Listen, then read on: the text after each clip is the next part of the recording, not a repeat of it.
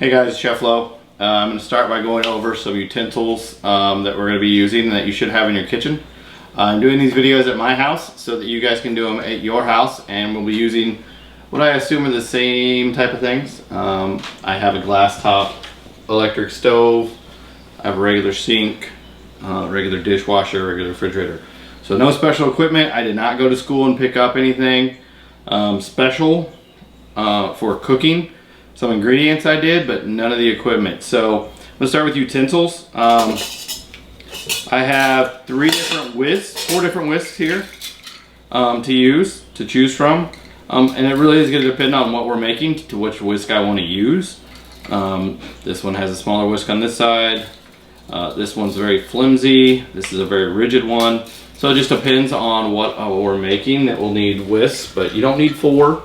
Just pick one and be happy with that. Next we're going to go with spatulas. So these are both rubber spatulas. Okay. Good for scraping and stirring and mixing. Alright. That's what these are for.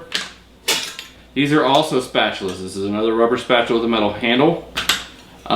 This one is more of like fish or cookies. Okay. Delicate. Okay. It's really flimsy. And this is more of a hard, thick steel spatula that we'll use. These generally are for cooking when we're flipping something meat wise, something hot. These generally are for stirring. Okay, so we get all the stuff off the tops and the bottoms as well as the sides. And the last thing I'm going to go over is spoons. Okay, a lot of times these spoons are for stirring and for tasting and a little bit for serving. If you're going to serve something like a soup, you want more of a ladle. Okay, as opposed to just a regular spoon. Next, let's go over measuring cup devices. Okay, I have a set of dry measuring cups here. Then I have a glass measuring cup. If it's plastic, that's fine too. Biggest difference, remember guys, clear is liquid. Not clear is usually your dry ingredients. Then I have a set of measuring cups.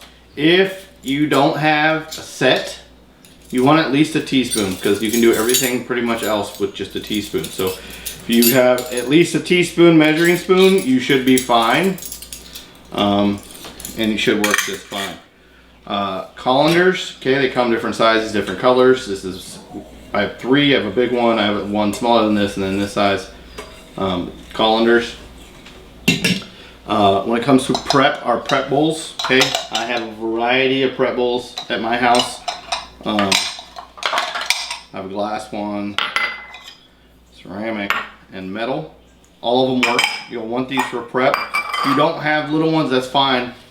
This is one of my daughter's bowls. Plastic, they work just fine. Regular bowls work just fine for prep as well. Prep is going to be very important when we do these. You want to prep everything first before we start cooking, otherwise it's not going to turn out, your timing is going to be off, things like that. Here's another bowl we have. This is just a plastic bowl. You can use this as well for your prep.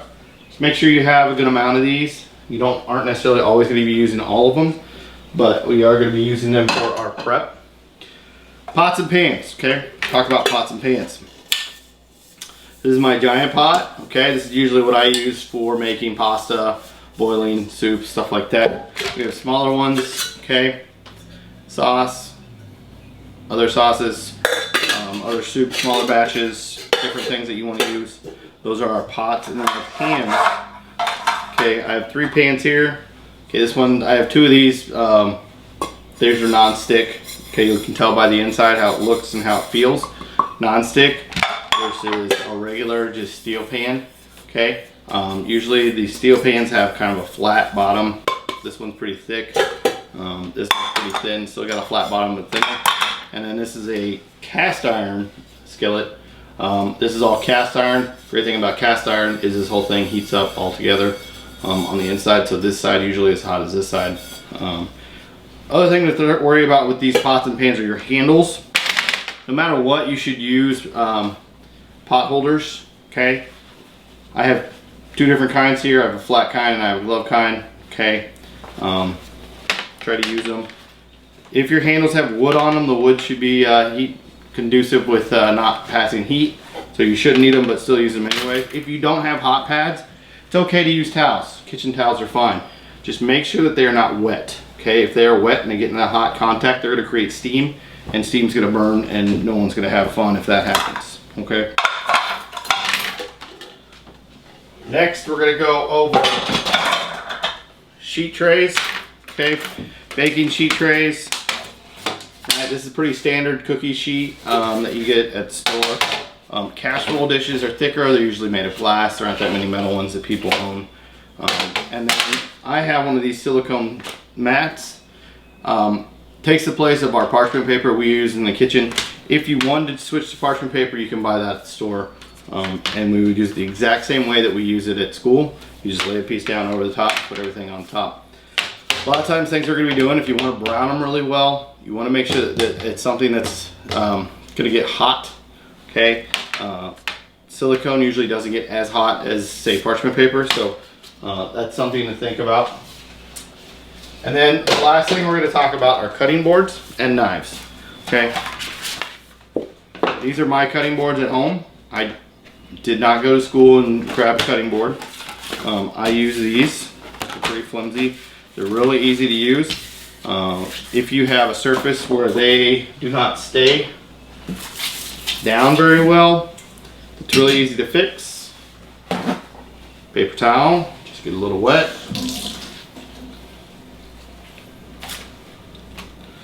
Lay it down just like we do at school with paper, with the regular towels. I know not a lot of you will not have a lot of kitchen towels. Paper towels work well, holds it in place, keeps it from moving. Okay. Next, talk about knives. You will not need all these knives. In fact, chef's knife. Okay, 2 different types of chef's knife. Whichever you feel comfortable with. I usually use this one. You will need a steel. This is a bread knife. You don't always necessarily need one of these. It's good to have one in case, but we will be making bread later on, so you might want to have one, whether it's this size. I also have a smaller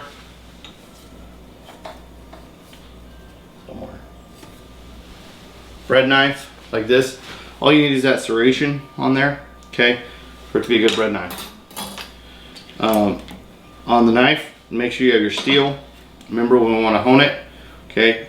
We want that 23-ish degrees for honing. Okay, so 45 from 90, right? And then half again. That's like 23-ish, 24-ish. Okay, make sure you do it evenly on each side.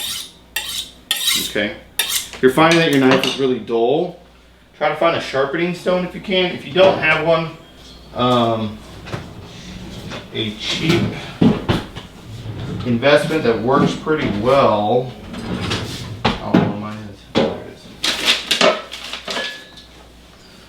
Is this guy right here. Okay, it's got two tapered bars here and 2 smooth bars here. Okay, and all you do is sharpen, push straight down, don't push too hard, just pull it through equal number of times. Okay, and then when you're done, a couple on the honing steel. Okay, so real cheap. I think it's $10 or less for one of these. So it works pretty well. If you want to go out and get a really nice stone, you can, but those work as well. Any other things that you need: rolling pins, tongs, those type of things. Most people have. My set of tongs are like this, and that's all they are. That's about it. So next I'm going to show you to cut an onion. I'm using a red onion here. Remember, sprout, that's the side that grows on. Roots goes into the ground. Okay. First we want to start with our claw grip. Remember the claw grip? Okay. Fingertips down, fingernails down, holding the product in place, thumb is back. Okay, knife should be towards the knuckles. Alright, we're going to start by cutting off the top, that growing in. Okay. Then right through the middle of the roots. We're going to take off this top layer of skin. There's many debates on when to take the skin off. You can do it before, you can do it after. Personal preference, again, I told you, Me personally, I like to take it off after I've cut it in half. Okay, so one half I'm going to dice for you, the other half we're going to cut into what we call julienne or strips. Okay, again, should be a refresher for some of you. For others, again, I know you forget all the time, so we start, I'm right-handed, so dominant hand with the knife. Claw grip is the left hand, which is my non-dominant, right? We're gonna start by making one cut sideways, about 3/4 of the way in, right? And then this is where I'm gonna control, okay, with that claw grip, and I'm gonna control how thick I want my dices, so I'm gonna make them kind of small here. So if I want to make them bigger, I would take my knife farther over. All right. Got some funny skin there. Okay. Just like that. And again, if I want to control the same size, depending on where I cut here. So I go smaller or larger. All right. When you cut, remember to use that sawing motion. Okay, let the knife do the work. You shouldn't really have to push down very hard. Okay, so there we go. Our diced onion.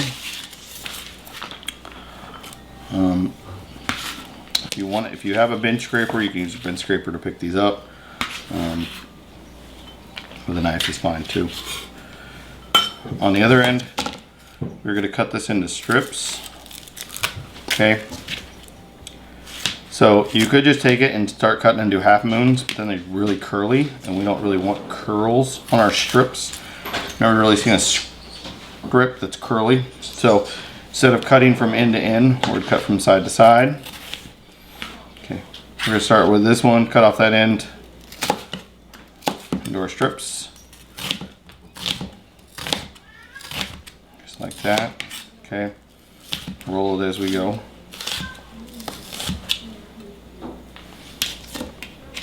Got it?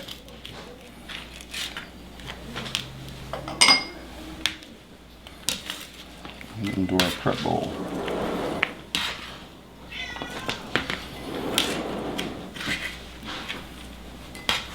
Alright, the first dish that we're going to make is called baked sweet and sour chicken. Okay, so what you're going to need is a bowl for mixing. Okay, and then the ingredients, which you can pause it as we go if you want. All right, we're going to start with a 1/2 cup of vinegar,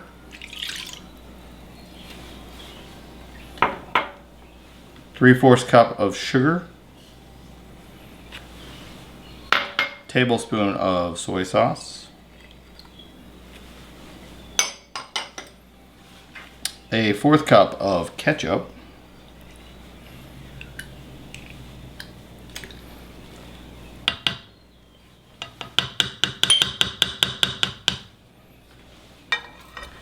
and then I have a 1/2 teaspoon of garlic powder and a 1/4 teaspoon of ginger powder. I'm going to whisk this together.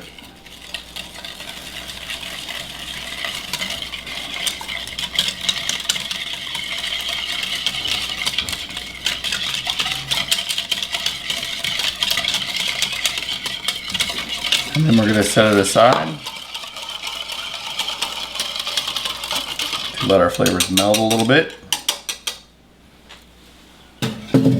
Next, we're going to cut our chicken into bite-sized pieces. I have here 1 pound of chicken breast. If you only have thighs, that'll work too. Either one will work, okay? We want to cut these into bite-sized pieces. Now your chicken breast may look a little different than mine. That's okay. Okay, we pretty much just want to cut them into bite-sized pieces. Okay, these are going to shrink. So whatever size you cut them into, go a little bit bigger than what you're expecting. Okay, so I'm thinking about 3/4 of an inch to an inch in size. Okay. We're making sweet and sour chicken, so think about sweet and sour chicken that you get at a restaurant. So good sizes. Alright, again when we're cutting, use that claw grip. Make sure you separate them. Nice and separated. And into a bowl. On these are whole, these are small whole breasts. I'm just taking the tendon out of the middle. They're hard to chew. You can eat it, but it's hard to chew.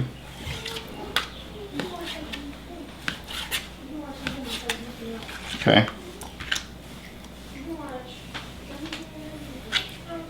Fat there, taking it off. Okay, cutting. All right.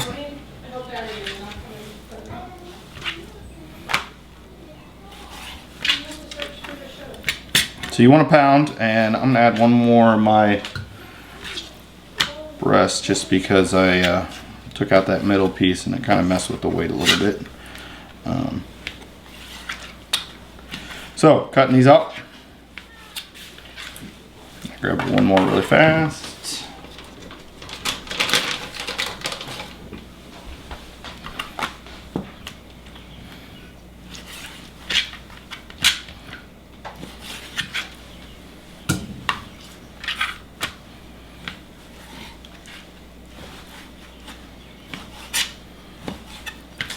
Okay, remember bite size. You want them bite size.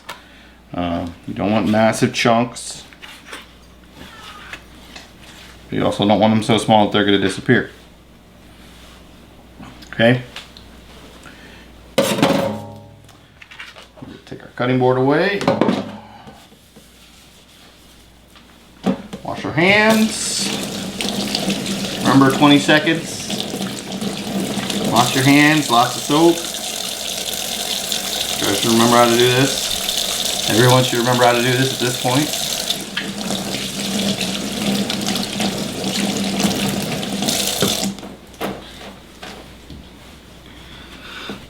Okay, with our chicken, we're going to take a half a cup of cornstarch. All right, we're going to pour that on. And then we're going to put some salt and pepper.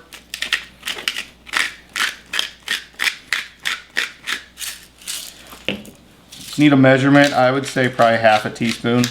Should be more than sufficient. Okay.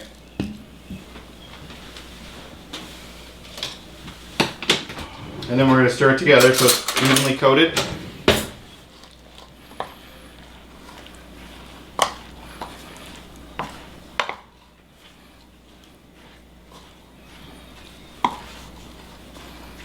Okay, this is going to be kind of our breading. So we want to make sure that we evenly coat it all over the chicken. Okay, there will be excess, that's okay. It's better to have, at this point, too much than not enough. Okay. I'm just using a regular spoon. You could use a rubber spatula. You can even get in there with your hands if you want. This doesn't really matter that too much about that.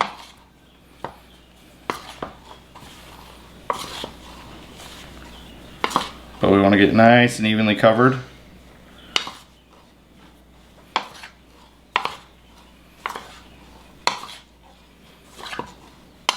The next part, you need 2 eggs. I've grabbed the portable stove just so I can show you easier with the camera. It's hard to get over to my stove. This is a pretty low, this is a camp stove, low butane, so it's not going to be super hot like kitchen stoves, but it's going to be hot like our regular stove.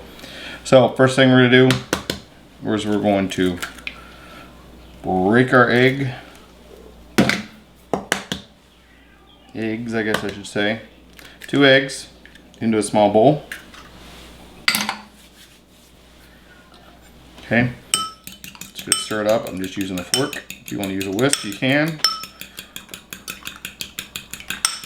Okay, we're going to be dipping the chicken into this egg mixture, and then it's going to go into the pan. So now that I have that mixed, and the way you can tell when it's mixed enough is you just don't have a whole lot, you can't see a whole lot of clear spots where the egg white was.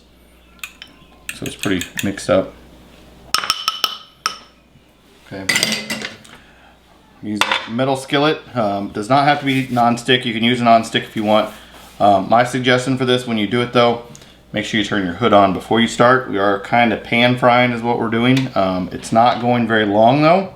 So what you need to have ready next, you need to have your egg, your chicken that's coated in the cornstarch, and then your baking dish, okay? So I'm just gonna use this glass casserole dish. If you wanna use a cooking pan, you can. The sauce is gonna go in there as well. So you want something that can hold the sauce as well. You guys understand? So I'm gonna turn this on. Put it about medium-high heat.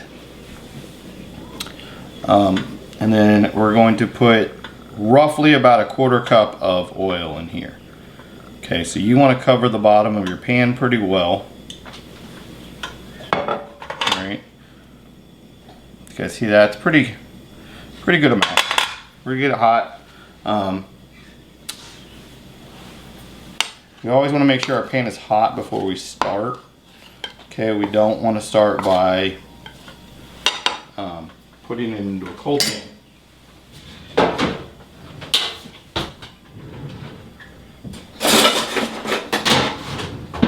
If you're worried about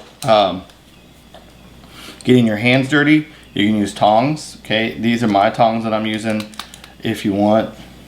Okay, because you are going to be going from this chicken into the egg and then into the pan. The way we do it in restaurants, usually we try to have a wet hand and a dry hand. So anything covering the wet ingredients is always just wet. Anything that covers our dry ingredients is always dry. At least that's the theory. So just kind of stir it around just a little bit. Okay. Usually you can tell your pan's good and hot is when you start to see little ribbons form in the bottom, ripples, that sort of things. A little bit of a sizzle. Probably want to go a little hotter, but that's okay.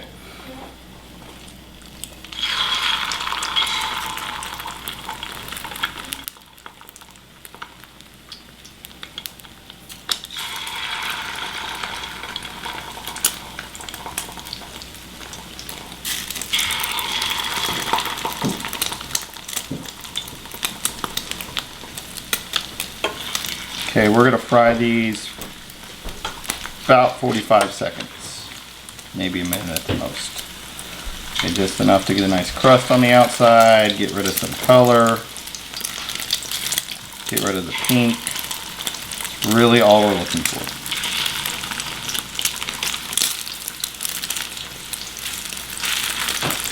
Okay, and we're gonna do this in batches.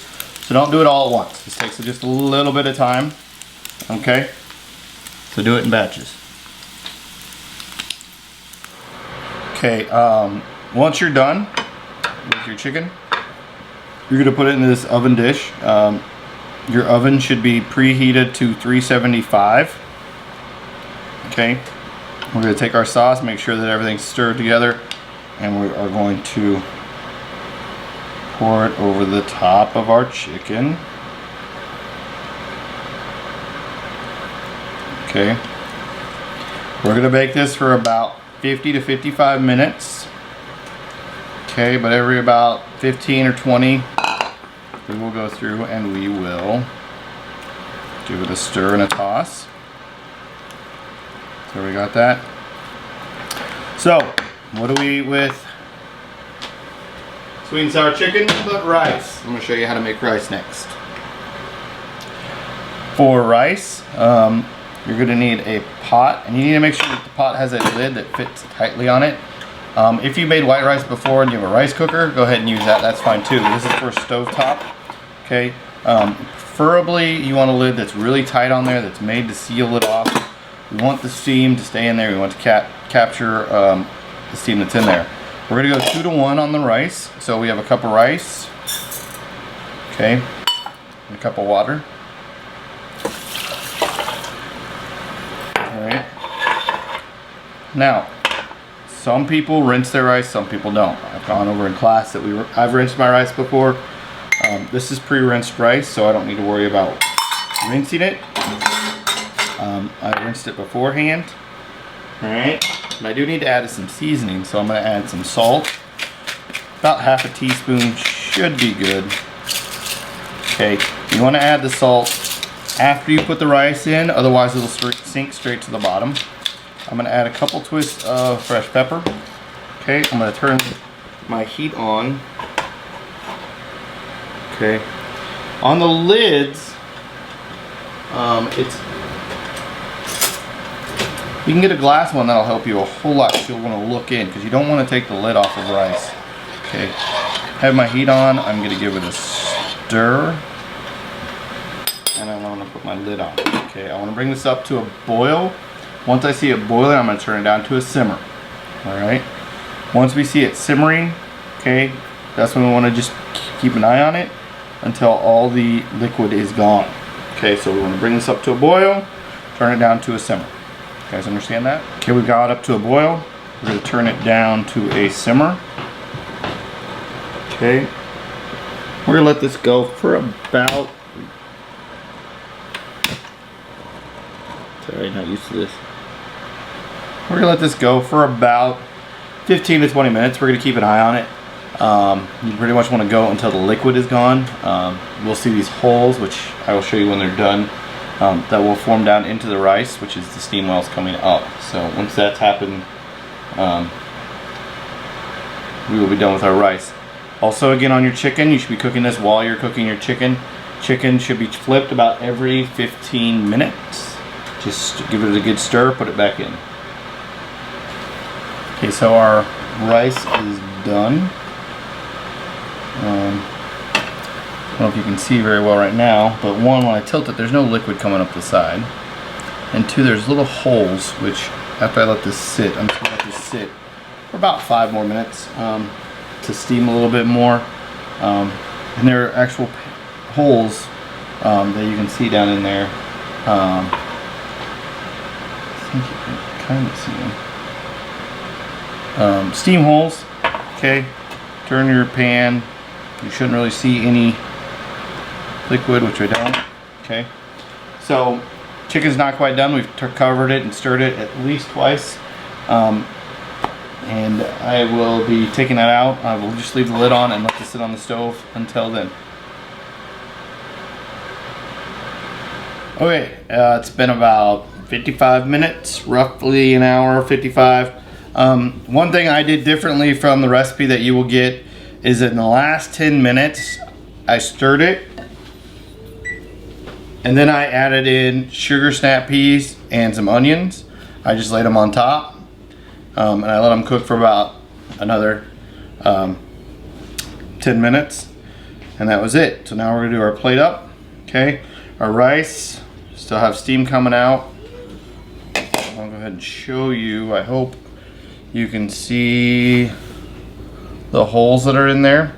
Those are steam holes. Okay, that's what I was talking about earlier. So we're gonna start with our rice. First thing we're gonna do is we're gonna stir the rice. This is gonna fluff it. You should have some steam coming out. Your rice should be nice and fluffy. It should double in size roughly when you do this. Okay, so I went from all down in there to out.